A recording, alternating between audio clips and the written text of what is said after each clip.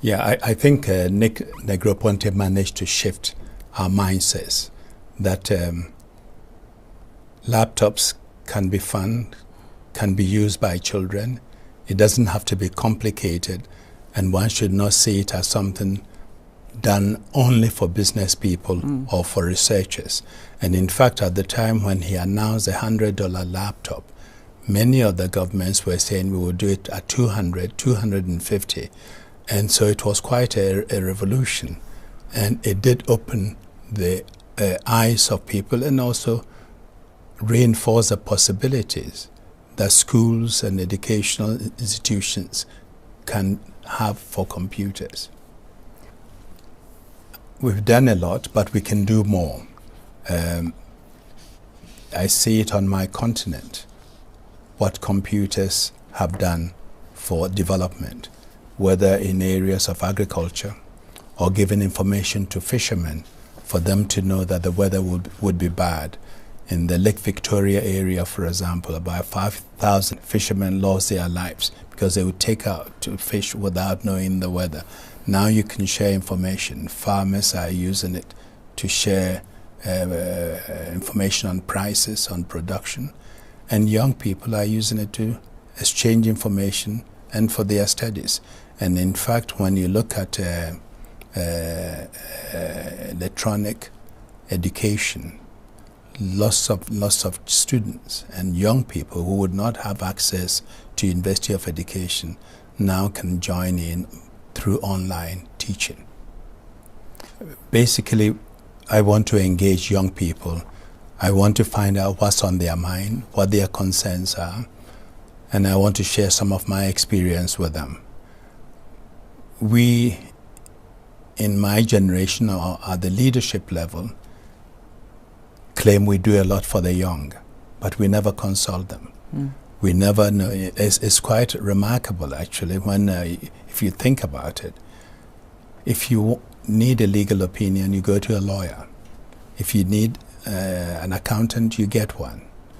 But when we are talking about youth, we don't talk to them. And really, this is to give them the chance to speak up, to share their ideas, to take responsibility and begin to lead. You know, and I keep reminding them that you don't have to be old to lead. This is their world. They are going to inherit the future, and they should begin getting engaged and taking responsibility now.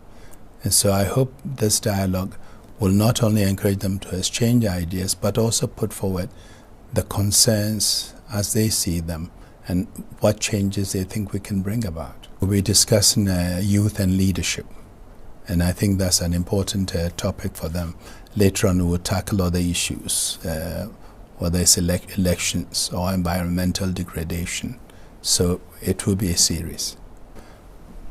I think we've made quite a lot of progress, but there are regions where we need to do more, where some of the young people are not connected, and they are often the most vulnerable and the most exposed. I mean, another project that I've been quite involved in is the elimination of polio. And when you talk of vaccination of all children, the children who are left out are the ones who are on the margins, where there is no information, where there's no connectivity. And in fact, Bill and Melinda Gates Foundation are also quite engaged in this. So with the new approach and the new effort to end polio, we are using technology, mapping GPS systems to map, to find out where these people are and how one can reach them. So there are all sorts of creative ways that one is using to reach them, but I think we can do more, and we should continue pressing ahead. That will really help and make a difference. I mean, when on my own continent, it's been amazing how people have embraced this new technology. In almost every village, you see them. Even though they don't have electricity, they find some means of charging them. It's quite remarkable. I think today we live in an interconnected world, and what happens in one country has an impact on others. And we should really be aware of what's happening around us, beyond our own community and beyond our own countries. And the young people today are, I think, much better connected than any generation before them. And I keep telling them that, yes, they need to take action. They need to take action locally, but they should think globally because of the interconnectedness and the impact of one's action on others. I am pleased to say that the young people I know have embraced this approach in an unimaginable way. And I travel around and they share with me similar information, similar reactions to situations. And some are incredibly aware. They have lots of information, but we need to work with them to have the judgment and the maturity to use that information effectively. When we meet in 10 years' time to look at the BSIS 20 years on, you will have some exciting things to share with me. I hope so too.